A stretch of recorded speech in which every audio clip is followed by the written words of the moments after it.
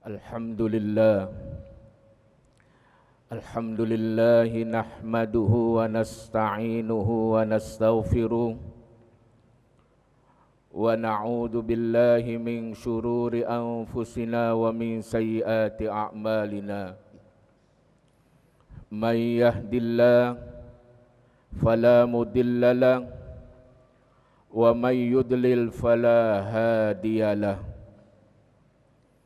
وأشهد أن لا إله إلا الله وحده لا شريك له وأشهد أن سيدنا محمدا عبده ورسوله. اللهم صل على سيدنا محمد وعلى آله وأصحابه. أما بعد، عباد الله، fa inni usikum wa nafsi bitaqwallah al-qail fi muhkami kitabih ya ayyuhalladzina amanu taqullaha wa kunu ma'as sadiqin. Kaum muslimin rahimakumullah, jamaah salat Jumat yang mulia, bila kita berdusta, menyakiti orang, ataupun berbuat maksiat lainnya, dosa pasti sudah kita dapat. Namun, bila kita sholat, puasa, haji, dan sebagainya, pahala belum tentu kita dapat. Boleh jadi niatnya salah, ada riya, ujub, sum'ah, atau boleh jadi syarat dan rukunnya belum terpenuhi, atau mungkin saja sesuatu yang haram ada pada diri kita. Dalam sebuah hadis dijelaskan, man ishtara thawban bi asyrati darahima wa fiha dirhamun min haramin wa fiha dirhamun min haramin lam yataqabbalillahu lahu shalah ma dama alaihi minhu syai'. Barang siapa yang membeli pakaian dengan harga 10 dirham dan di dalamnya ada 1 dirham dari hasil yang diharamkan ataupun uang yang haram, niscaya Allah tidak menerima salat orang tersebut selama yang haram itu masih ada padanya. Kaum muslimin rahimakumullah, jamaah yang mulia, atau boleh jadi ada riya di sana. Al-Imam Zainuddin bin Abdul Aziz Al-Malibari pernah mengingatkan, wahdhar riya'an muhbitan li'ibadatin wanzur ila nadharil alimi fatakmula. Hati-hatilah Anda terhadap riya, karena riya itu dapat menghapus pahala ibadah. Oleh karenanya, fokuslah kepada Allah, karena Allah itulah yang sempurna. Ibadah akan punya nilai darinya. Dalam kesempatan lain, baginda Nabi kita Muhammad sallallahu alaihi wasallam dijelaskan dari Sayyidina Abi Hurairah qal anna Rasulullah sallallahu alaihi wasallam qala yuqalu liman asyraka fi amali khudh ajraka mimman amiltalah. Nabi kita menjelaskan kepada orang-orang yang di dalam ibadahnya ada unsur riya. Beliau berkata, mintalah pahala kepada orang yang dahulu kamu beribadah karena orang itu. Kaum muslimin rahimakumullah, jamaah yang mulia. Boleh jadi ada syarat dan rukunnya yang belum terpenuhi. Pernah baginda Rasul melihat seseorang yang sedang sholat. Lalu beliau mengingatkan orang itu untuk segera kembali melaksanakan ibadah sholat. Kata beliau, salli fa innaka lam tusalli. Salatlah anda karena anda belum melaksanakan ibadah sholat. Lalu orang itu kembali melaksanakan ibadah sholat. Ketika selesai, baginda pun mengucapkan kalimat yang sama. Sholatlah anda karena sesungguhnya anda belum melaksanakan ibadah sholat. Hal itu berulang sampai 3 kali. Lalu orang tersebut bertanya kepada Nabi, "Ya Rasulullah, bukankah aku telah menjalani ibadah solat dengan sesuai dari mulai takbiratul ihram sampai dengan salam?" Kata Nabi, solat anda belum ada tumak ninahnya, maka anda solat sama halnya dengan orang yang belum melaksanakan ibadah solat. Kaum muslimin rahimakumullah, jamaah yang mulia. Oleh karena itu, ibadah harus benar-benar sesuai aturan, tidak asal-asalan. Ibadah itu harus fokus, tulus, karena orang yang ibadahnya fokus akan ada jaminan dari Allah Subhanahu wa ta'ala.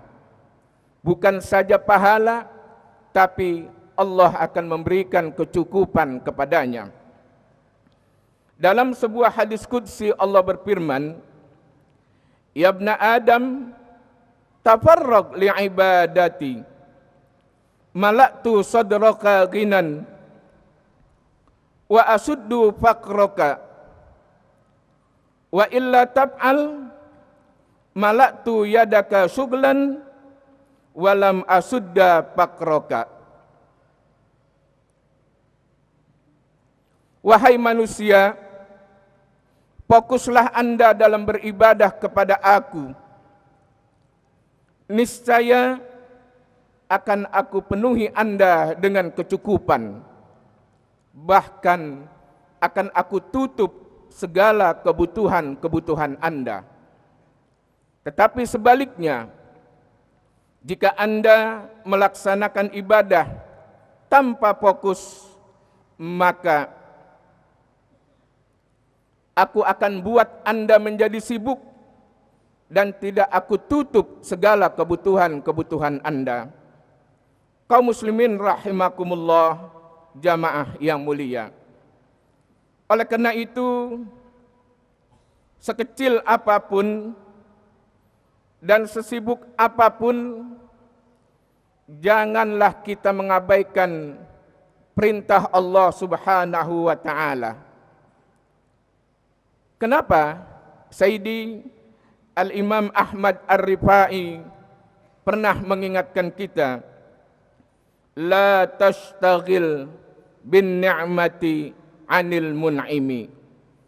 Banyak harta janganlah membuat anda melupakan Allah Subhanahu wa ta'ala. Kaum muslimin rahimakumullah, jamaah salat Jumat yang mulia. Di dalam menjalani hidup dan kehidupan ini, berbuat salah mudah, mencari pahala juga mudah. Pasti kebaikan-kebaikan yang pernah kita lakukan akan ada pahala yang diberikan oleh Allah Subhanahu wa taala bila kita lakukan dengan ikhlas. Al-Imam Al-Muhaddis Al-Syekh Abdullah Al-Harari pernah berkata, "Fid dunya yudraku qadrul mal wal jah was sultan wal imara wa fil akhirah yudraku qadrul hasanat."